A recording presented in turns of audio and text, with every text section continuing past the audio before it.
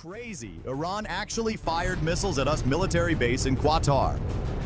On June 23, 2025, the skies over Qatar shook as Iranian ballistic missiles hurtled toward Al Udeid Air Base, the largest U.S. base in the Middle East.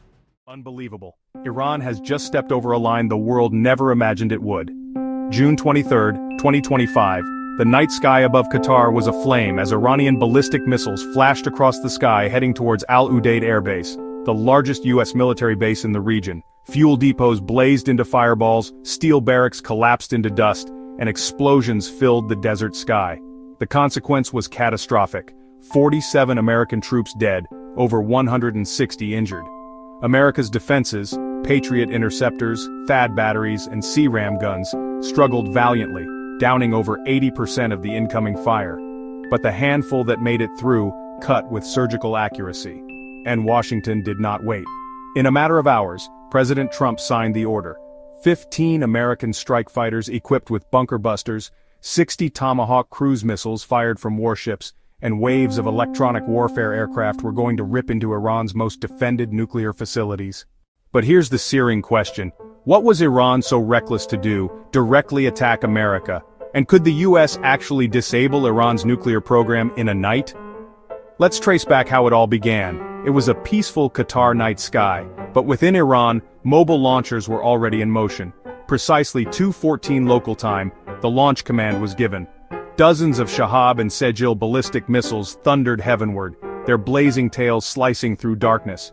Each weighed nearly a ton, some loaded with high explosives, others designed to fragment into thousands of deadly shards. Their destination, Al Udeid Air Base, America's center of power projection in the Gulf. The United States was prepared for such an event. A layered defense of Patriot PAC-3 interceptors, THAAD batteries, and CRAM cannons ringed the base. When the missiles entered Qatari airspace, alarms shrieked through the base. Operators rushed as radar screens flared red with scores of incoming tracks, the biggest surge the system had ever seen. Patriots thundered upward, interceptors detonating on their targets in blinding mid-air flares. THAAD batteries came online, annihilating warheads at the atmosphere's fringe. Astoundingly, almost 80% of the missiles were annihilated. And then there was the 20% that penetrated. At 2:19, a warhead hit a fuel depot. A fireball tore through the desert, breaking windows miles from the base. A second struck a maintenance hangar, bending its steel frame like paper. And then the worst strike. One missile exploded close to the barracks. Dozens of U.S. troops were in the blast. The devastation spilled outside the base as well. Broken windows in Doha, buckling walls, acrid smoke curling into the city skyline. Within the span of less than 10 minutes, Al Udeid was seared by flames and craters. Rescue workers evacuated the injured from the ruins as reports of casualties poured into Washington. This wasn't an attack. It was the worst attack on U.S. troops in the area since World War II. Now let's stop for a second. If America hadn't done anything, if Washington denunciated the attack but didn't fire, do you really think Iran would have left it at that? Let me know what you think in the comments. In Washington, meanwhile, the Situation Room had been converted into a war council. Qatar live feeds depicted infernos engulfing everything, casualty counts rising by the second. By 3 a.m. Eastern, the Pentagon was confirming the nightmare. 47 Americans killed, 162 injured, and 23 Qatari civilians killed as buildings fell and secondary blasts radiated outward. Almost 40% of the base's fuel storage was destroyed and 2 runways incapacitated. When President Trump entered the room in a rage, aides reported his face was pale with anger. 47 Americans, that's Pearl Harbor on my watch. One option, a finite attack on Iranian launchers. But satellite imagery showed Iran had already dispersed 80% of its mobile launchers in hardened silos. The alternative option, a knockout blow, destroying Iran's deeply buried nuclear sites, protected under mountains of concrete and steel. Advisors warned that Iran might mobilize 500,000 soldiers and close the Strait of Hormuz, cutting the world's oil supply. If America did not retaliate forcefully, all U.S. bases in the Middle East, home to more than 40,000 American troops, would also suffer the same destiny. The debate ended the moment Trump slammed his fist on the table. They killed 47 of our people. They want war? Fine. We'll erase their nuclear program from the map. His order was final. Before we get into the specifics of the weapons selected for this assault, don't forget to like and subscribe. Now let's see history be made. Within only 6 hours of the president's order, officials at U.S. Central Command had completed Operation Iron Vengeance. This wasn't intended as a shot over the shoulder, it was crafted to destroy Iran's nuclear program beyond fix. 15 F-15E Strike Eagles and F-35A stealth fighters were selected as the primary strike group, each carrying two 5,000-pound GBU-28 bunker buster bombs. 4 KC-135 Stratotanker refueling planes supported them, carrying over 800,000 pounds of jet fuel. 3 EA-18G Growlers, the world's most advanced electronic warfare jets, were assigned to blind Iran's radar network over several hundred miles. From submarines off the Arabian Sea and destroyers based in the Gulf, the United States Navy lined up to launch almost 60 Tomahawk cruise missiles. 7 surveillance satellites were moved in to watch Iranian air defense activity, and 20 surveillance drones patrolled along Iran's borders. Nothing Iran did would ever be out of sight. Over 600 forward-deployed troops were flown to Al Dhafra Air Base in the UAE overnight and converted it into a strike center. All jets, ships, satellites, and missiles were synchronized by midnight on June 24th, like an orchestra ready for the conductor's baton. Midnight, June 24th, 2025. Out of the black waters of the Arabian Sea, the quiet was shattered.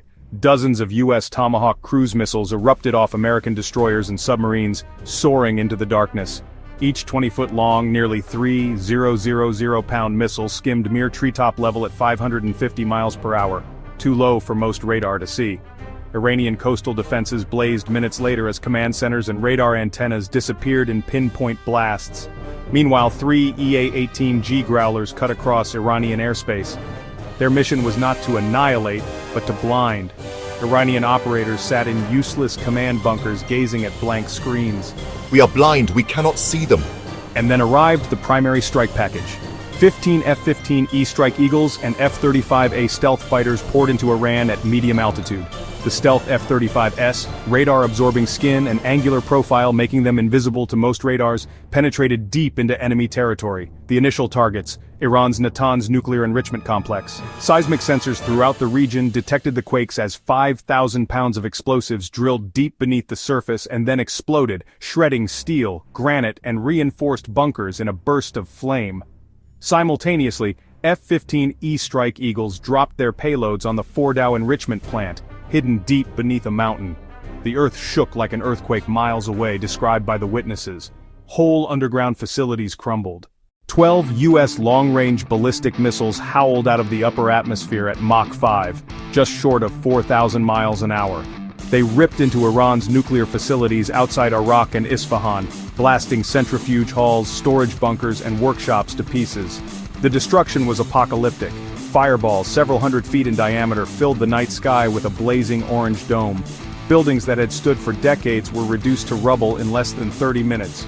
For American pilots, the operation went like clockwork. No American plane was lost.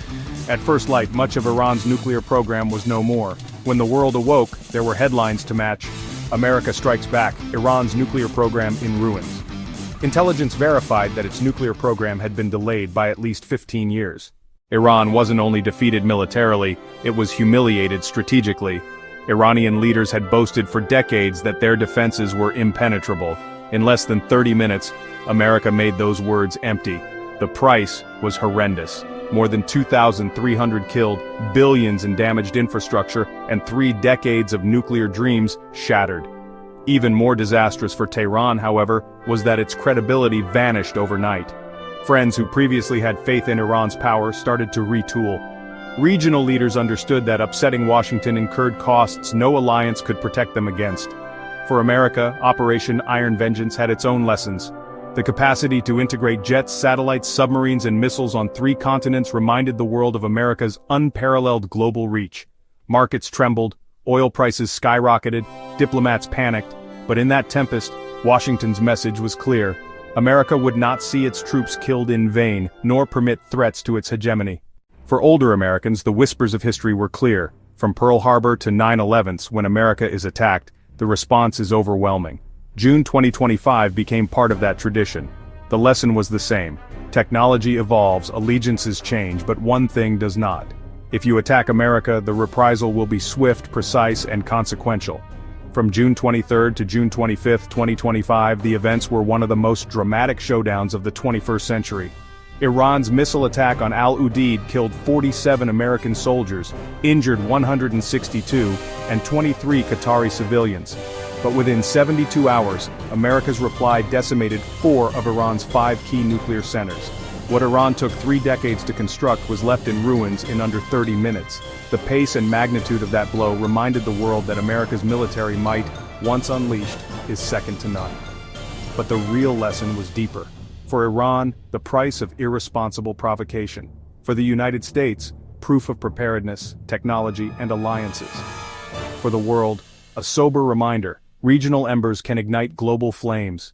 To Americans who experienced Pearl Harbor, the Cuban Missile Crisis, Vietnam, or 9/11s, June 2025 was déjà vu. Every time America is attacked, the counterattack is emphatic, overwhelming, and historic. The lesson was etched in history. To strike the United States is to risk destruction that no country can survive. If you're looking for more such stories, full of surprising statistics, learning points on contemporary warfare, and revelations about the wars changing our world, do not forget to like, subscribe, and comment below.